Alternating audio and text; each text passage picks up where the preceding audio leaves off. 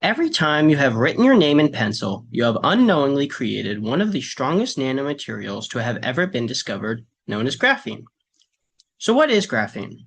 It is a nanomaterial comprised solely of carbon in a hexagonal lattice. It boasts excellent electrical and thermal conductivity, allowing for electrons and heat to easily pass through the lattice. Along with great flexibility and a hydrophobic nature, this allows it to be used for many applications. So how is graphene made? If you want graphene that is able to be used in technology, you need more than just a pencil. One popular method is known as chemical vapor deposition. This method uses an extremely large instrument pictured on the right that uses carbon-based gases such as methane and ethane at extremely high temperatures for long periods of time to essentially create graphene layer by layer at the atomic level.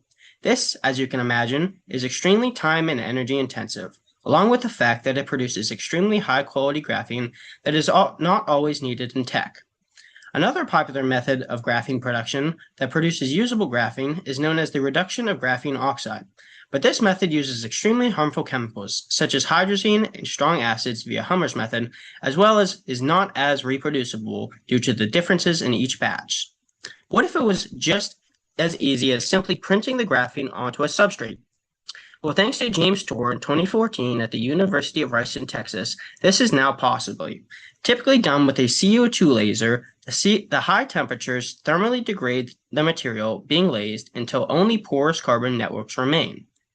In our lab, we are attempting to leverage this discovery with the use of a more precise green laser rather than the traditional CO2, and by synthesizing, casting, thermally annealing, and lasing all our own samples in our lab for hopefully finding a more sustainable way of creating LIG.